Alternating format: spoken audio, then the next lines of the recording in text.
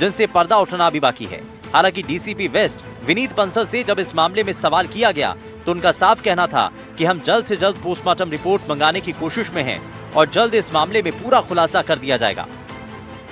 हम जो मृतका है उसका बैकग्राउंड, जो उनके पिता हैं उनका बैकग्राउंड, कोई दुश्मनी, कोई रंजिश, कोई मेडिकल नेग्लिजेंस, जितने भी इसमें एस्पेक्ट है हम उसको सारी तरीके से हम उसको देख रहे हैं और उन सबका यहाँ पर आज अभी हमने पूरी बैठकर हमारी एसआईटी के साथ सीपी साहब के निर्देशानुसार और वो हमने आज समीक्षा करी है। आज दोबारा घटनास्थल का एफएसएल के द्वारा टीम का निरीक्षण किया गया। कुछ महत्वपूर्ण जो भी तथ्य थे वहाँ पे और उन सबका भी विश्लेषण किया जा रहा है। मृतका का जो इनके पिताजी हैं उनका जो मोबाइल फोन है, उनकी कॉल डिटेल्स और उनके जो सोशल मीडिया अकाउंट्स हैं उन सबका भी विश्लेषण किया जा रहा है। जो कुछ जो चीज हमारे को इस इन्वेस्टिगेशन में सहायक है उन सबको हम विश्लेषण कर रहे हैं लगातार तार्किक तरीके से और बहुत जल्द हम इसमें कुछ न कुछ परिणाम आपको जल्दी ही इसमें घोषित करेंगे। पुलिस अपनी ओर से पूरी कोशिश कर रही है। इस मामले का जल्द से जल्द खुलासा कर दिया जाएगा। इस कड़ी में साध्वी के पिता विरमनाथ से भी डीसीपी ऑफिस से पूछताछ की गई। साध्वी के पिता ने पूछताछ के बाद माना कि जांच सही दिशा में है और जल्द दूध का दूध और पानी का पानी हो जाएगा।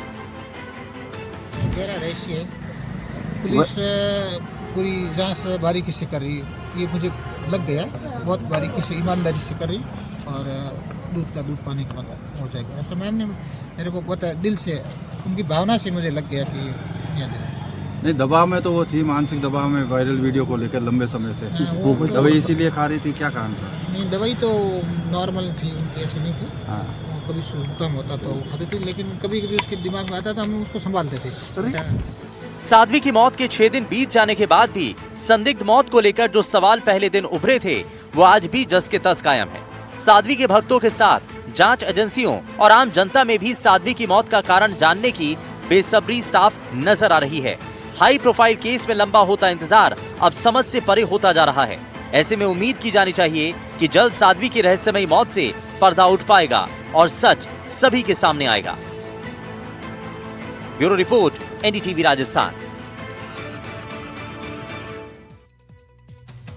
वहीं साध्वी डेथ केस में एक नया खुलासा हुआ है, जिसके मुताबिक साध्वी के पास से मिले 2 मोबाइल फोन के पासवर्ड किसी को नहीं मालूम है। पुलिस अब इन पासवर्ड्स को रिकवर करने की कोशिश में है और साथ ही साध्वी डेथ केस की पूरी जांच अब पोस्टमार्टम रिपोर्ट और विसरा रिपोर्ट पर टिकी हुई है। क्या है साध्वी के मोबाइल का राज और पोस्टमार्टम रिपोर्ट से किस तरह बड़े खुलासे हो सकते हैं, हमारी इस रिपोर्ट में देखिए।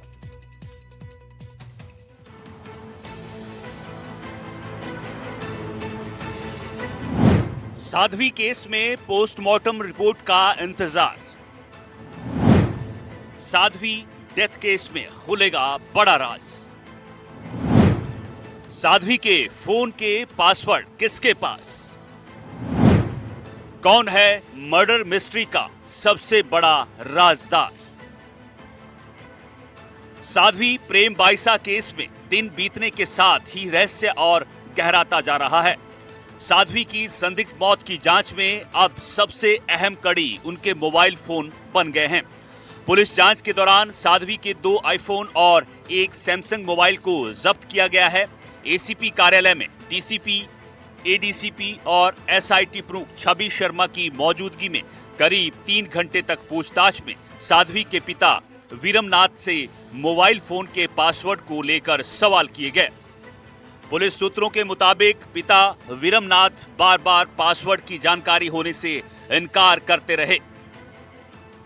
जोधपुर में साध्वी प्रेम बाइसा की मौत की गुत्थी 6 दिनों बाद भी नहीं सुलझ पाई है। जोधपुर पुलिस खाली हाथ है और इस कवायद में जुटी है कि अभी तक के लिए गए बयान, अभी तक की गई जांच की कड़ियों को आपस में जोड़ा जाए। इस मामले में अब सबसे बड़ी चुनौती जोधपुर पुलिस के सामने ये आ रही है कि साध्वी प्रेम बाइसा के जो 2 मोबाइल फोन हैं उनके पासवर्ड नहीं पता चल रहे हैं। पिता वीरमनाथ ने पूछताछ में उनके पासवर्ड होने की जानकारी से इनकार कर दिया। अब सवाल यह है कि फोन कैसे खुलेंगे और ये एक बड़ा टास्क है कि साइबर जो एक्सपर्ट हैं उनकी मदद से उन पासवर्ड के जरिए मोबाइल फोन को खोला जाए, ताकि इस पूरे केस से जुड़े हुए बहुत सारे ऐसे राज जो मोबाइल फोन में कैद हैं वो सामने आ सके।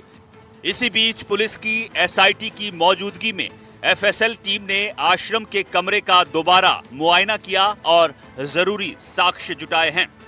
हालांकि इस मामले में सबसे अहम कड़ी पोस्टमार्टम रिपोर्ट का अब भी इंतजार है। पुलिस के मुताबिक रिपोर्ट आने के बाद ही साध्वी की मौत के असली वजह से पर्दा उठ पाएगा। ऐसे में अहम सवाल यहाँ जहन में आता है कि आखिर पोस्टमार्टम रिपोर्ट और विसरा रिपोर्ट क्या है और इनके आधार पर कैसे किसी संदिग्ध मौत की जांच की जाती है। इन्हीं सवालों के जवाब जानने के लिए हमारे संवाददाता ने एमडीएम अस्पताल के डॉक्टर विकास राजपुरोहित से बात की, जिनका कहना है कि संदिग्ध मौत के केस में पोस्टमार्टम जरूरी हो जाता है। जी, पोस्टमार्टम तो हमारे जो हॉस्पिटल के मेडिकल जूरिस्प्रूडेंस या जो एमएलसी डिपार्टमेंट द्वारा किया जाता है और इसमें इसकी जो तहरीर है वो पुलिस डिपार्टमेंट द्वारा या एडमिनिस्ट्रेशन द्वारा दी जाती है या कई बार कोर्ट के आदेश से भी होता है। तो इसमें जो हमारे एमएलसी के डॉक्टर्स हैं वो ही करते हैं और इस पर डिपेंड करता है कि जब कॉज ऑफ डेथ का पता नहीं हो या कोई पॉइजनिंग हो या कोई सस्पेशियस डेथ हो या कोई डिकम्पोज्ड बॉडी हो, जैसे बॉडी बहुत ज़्यादा डिस्ट्रक्शन हो जाता है या एसिड या बर्न हो जाते हैं, तो इन सब केसेस में जहाँ भी मृत्यु के कारणों का उल्लेख क्लियर नहीं होता तो पोस्टमार्टम किया जाता है। और ये पूर्णतः कानूनी प्रक्रिया है और इसमें कई बार बोर्ड के द्वारा होता है, कई बार सिंगल डॉक्टर साहब के द्वारा होता है। ये भी तय जो इंक्वायरी कराने वाली तो एजेंसी है, चाहे वो पुलिस हो या दूसरी कोई जुडिशियल एजेंसी हो, वो ही तय करती है कि एक आदमी से करवाना है कि बोर्ड से करवाना है। डॉक्टर विकास राजपुरोहित के मुताबिक पोस्टमार्टम एक जटिल प्रक्रिया होती है और इसमें पूरे शरीर की जांच की जाती है। टारगेट ऑर्गन पर खास तौर पर फोकस होता है। अलग अलग बॉडी पार्ट का हिस्सा लेकर और खून की जांच के आधार पर पोस्टमार्टम रिपोर्ट पूरी की जाती है। लेकिन इसमें क्या किया जाता है, जैसे अगर कोई किसी की डेथ होती है, बॉडी लाई जाती है अस्पताल में, मोर्चरी लाई जाती है, उसके बाद का प्रोसेस क्या होता है? विसरा लिया जाता है, विसरा को एफएसएल में भेजा, ये सारा इस किस तरह से मतलब अलग अलग विसरा भी लिया? बहुत बड़ा विज्ञान है बेसिकली फोरेंसिक जो मेडिसिन है उसमें। अगर हम ऑटोप्सी की बात करें या पीएम की बात करें तो उसमें पूरे शरीर को दोबारा से डिसेक्ट किया जाता है और टारगेटेड ऑर्गन्स इसमें डिसाइड किए जाते हैं कि जैसे अगर पॉइजनिंग की बात करें तो ब्लड लिया जाता है, स्टमक लिया जाता है, इंटेस्टाइन ली जाती है, लीवर लिया जाता है, बाइल लिया जाता है, बोन में लिया जाता है, या जीन की कोई बात हो तो बोन्स ली जाती है, हेयर लिए जाते हैं। ब्लड पोस्टमार्टम से पहले और बाद में भी फीमोरल वेन के द्वारा लिया जाता है। तो इसमें डिफरेंट ऑर्गन से अलग अलग पार्ट, जैसे किडनी, आधी किडनी ली जाती है, 500 ग्राम लीवर लिया जाता है, 20-30 ml ब्लड अलग अलग जगह से कलेक्ट किया जाता है और इंटेस्टाइन का 30 सेंटीमीटर का पार्ट लिया जाता है, लीवर का 500 ग्राम का टुकड़ा लिया जाता है। तो इस प्रकार से depending on the case, scenario, history, police की जो रिपोर्ट है वो, फिर डॉक्टर्स के क्या थॉट्स हैं, क्या उनकी, क्योंकि वो भी एक तरह की एनालिसिस, अन्वेषण करते हैं उस चीज़ का। तो शरीर के बहुत सारे पार्ट्स में से थोड़ा थोड़ा पार्ट, थोड़े liquid, fluid, abdomen fluids, lungs में से यदि ड्राउनिंग है तो लंग्स में से लिया जाता है, बायोप्सी ली जाती है, अंदर से टुकड़ा लिया जाता है। तो डिपेंड करता है सिनेरियो क्या है, हिस्ट्री क्या है केस की। डॉक्टरों के मुताबिक अगर डेड बॉडी की पहचान ना भी हो तो वे जीन मैपिंग से पूरी फैमिली हिस्ट्री बनाकर दे सकते हैं।